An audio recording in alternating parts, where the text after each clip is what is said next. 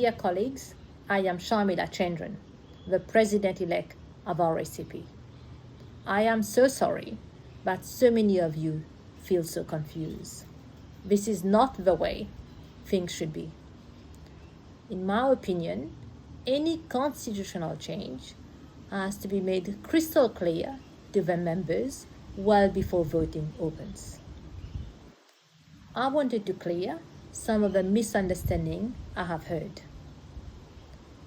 ACNC did not advise or recommend splitting the president and chair roles. In 2019, RACP entered a voluntary agreement with ACNC. RACP appointed an expert governance group called the Effective Governance Group to provide recommendations.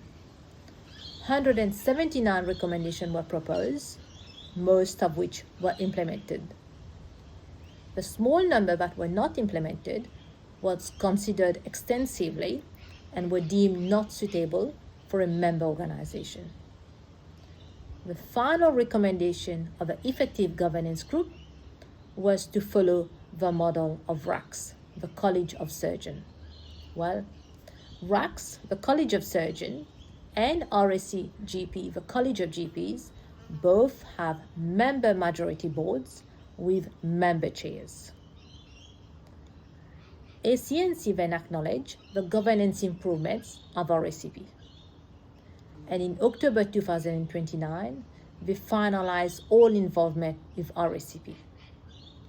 That chapter closed.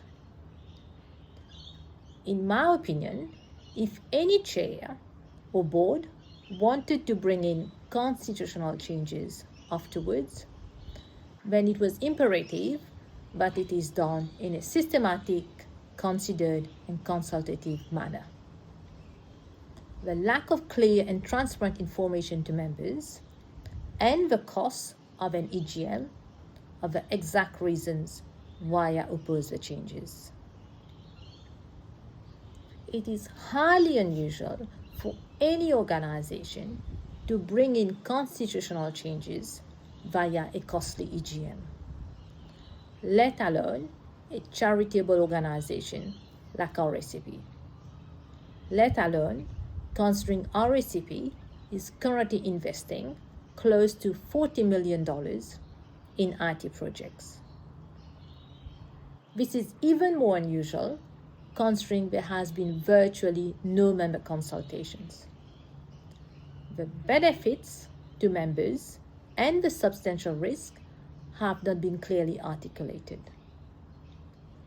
Furthermore, the proposed changes keep shifting, like the addition of a clause that the president-elect cannot be chair.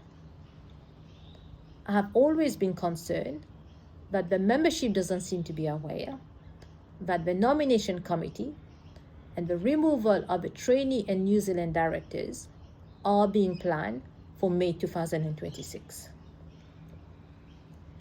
In my opinion, these changes will significantly weaken the member voice and reduce the functionality of a board.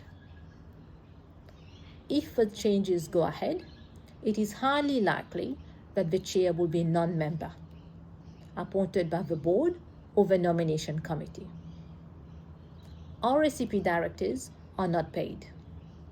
The turnover of non-member directors is high and recruitment expensive and lengthy. It takes any director months to years to truly understand an organization, irrespective of how experienced they might feel they are. It is highly likely then that the board will not be stable, and neither would we have a stable chair for long. Member satisfaction is incredibly low. The college is simply not delivering for its members.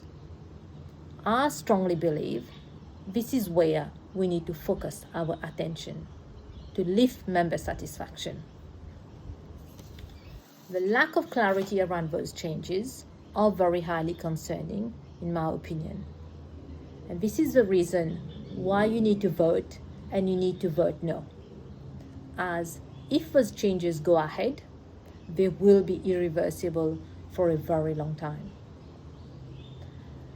Voting will close on Wednesday morning, the 29th of October, and will only open for a few minutes during the EGM on the 31st of October. So please make sure you vote before. Please do not be convinced to give your proxy to anybody. It is basically giving your vote away.